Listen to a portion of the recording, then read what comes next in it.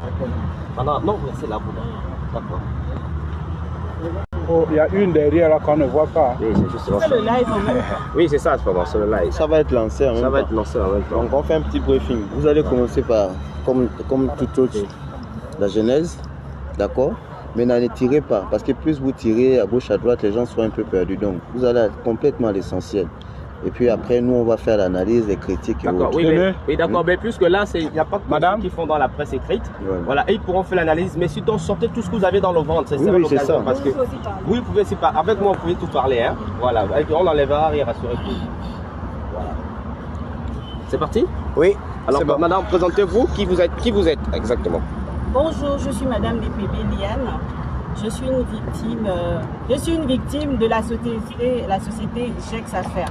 Je suis là aujourd'hui pour réclamer mon droit. D'accord? On est un collectif d'à peu près, on va dire, 20 personnes. Aujourd'hui, nous réclamons justice. Nous avons décidé d'acheter des véhicules pour se lancer dans les affaires pour chacun et d'autres pour des raisons personnelles. Et nous avons confié notre argent à Gex Affaires.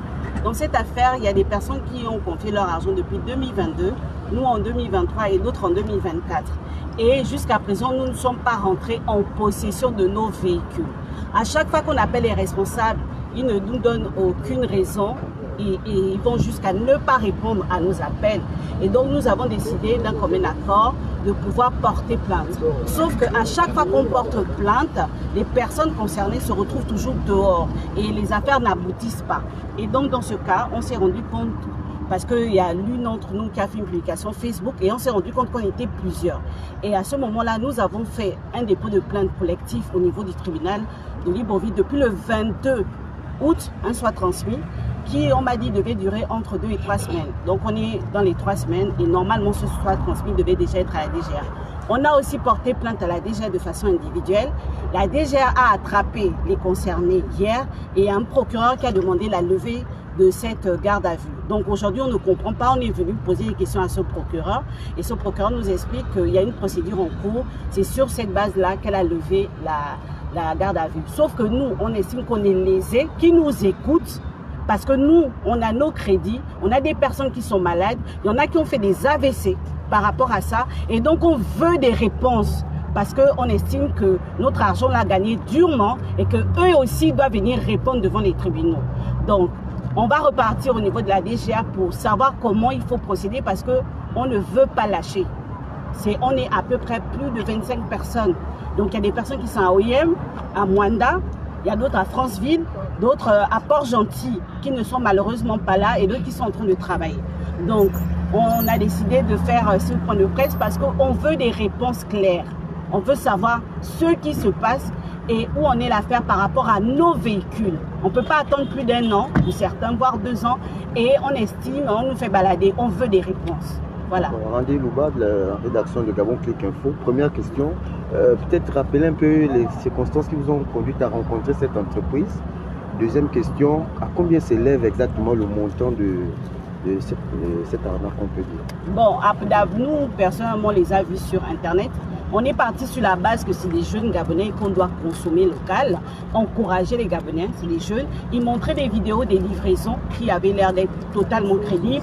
Ils ont 2 sièges sociaux, ça nous a rassurés. Et par rapport aux vidéos qu'ils nous montraient avec des réparations, ils nous ont mis en confiance. C'est sur cette base-là que nous sommes partis faire confiance à nos frères. Mais aujourd'hui, on se rend compte que le siège de lui est fermé. Celui d'Akonda aussi apparemment n'ouvre plus parce que y a plusieurs plaintes en fait et nous arrivons à chaque fois, on n'arrive pas à avoir de suite. Ce qu'on ne comprend pas, qu'on nous dit qu'il y a une instruction en cours et qu'ils ont des problèmes avec une autre personne, ils continuent à percevoir des sous. Donc, on ne peut pas dire que il y a une procédure en cours et ils continuent à percevoir de l'argent d'autres clients. On ne peut pas se retrouver avec plus de 30 personnes. Eux-mêmes, ils ont déclaré que, soi-disant, ils ont 46 véhicules au port. Et tant qu'ils n'ont pas réglé ce problème, ils se retrouvent à continuer à prendre de l'argent des clients. Maintenant, pour la deuxième question que vous me demandez, le préjudice, je pense qu'on est à plus de 150 millions. Parce qu'il y a des personnes, il y a une moment, là, 2022, pas de 30 millions. Déjà, moi je suis à 6 millions, il y a d'autres qui sont à 10 millions, il y a d'autres qui sont à 15 millions, d'autres ont donné 26 millions. Donc, quand vous entendez ces montants, je suis sûr qu'on dépasse ces 150 millions. Donc, on aimerait savoir où se trouvent nos véhicules et à défaut se faire rembourser. On est des victimes aussi. Donc on veut que cette affaire arrive au tribunal et que les autorités tranchent de façon claire et transparente sur cette affaire. On ne peut pas à chaque fois se retrouver lésés dans les commissariats. C'est pour ça qu'on s'est retrouvé à la DGA. Ils ont des plaintes au B2. Ils ont des plaintes dans tous les commissariats. Donc à la DSI, ils sont connus, la DGA. Donc à un moment donné, il va falloir que la justice puisse parler en notre faveur parce qu'on ne peut pas se retrouver avec autant de victimes et on n'a aucune réponse et on ne peut pas arriver au tribunal avec eux. Roland Oluba de la rédaction de Gabon Info.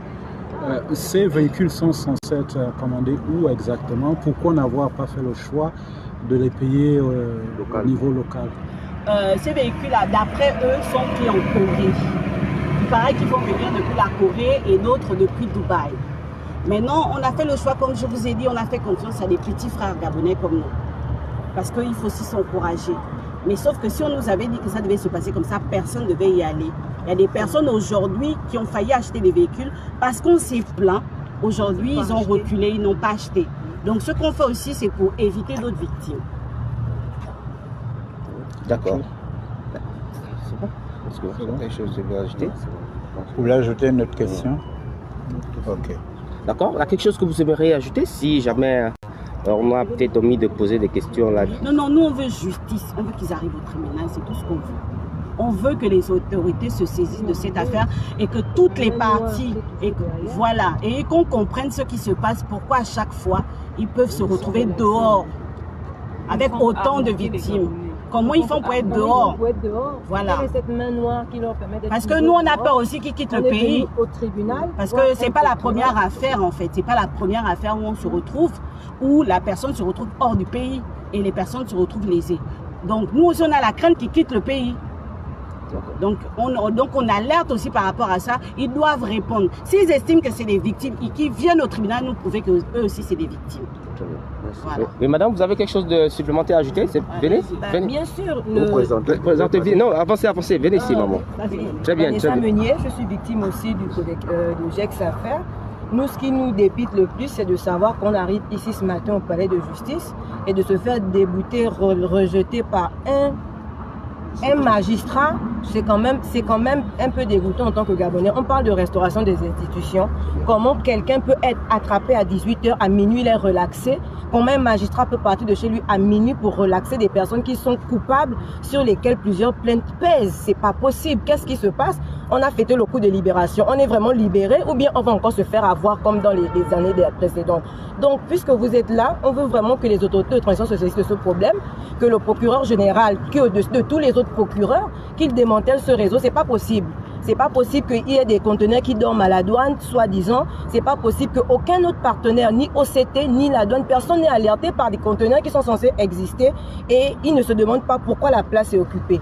Et si ça se trouve, peut-être d'ici là, s'il est vrai que les conteneurs sont là, vont être mis aux enchères parce que il y a un temps légal pour rester à OCT. Donc ces véhicules vont être mis aux enchères et qui va nous rembourser? Il y a des familles qui sont en train d'être prélevées par des banques pour avoir pris de l'argent auprès des banques. Qu'est-ce qu'on fait de tout ça? Il faut que la justice soit vraiment restaurée au sein de cette nation. Sinon, pourquoi est-ce qu'on nous vante le référendum et tout ça si ça ne peut pas être appliqué maintenant? Merci.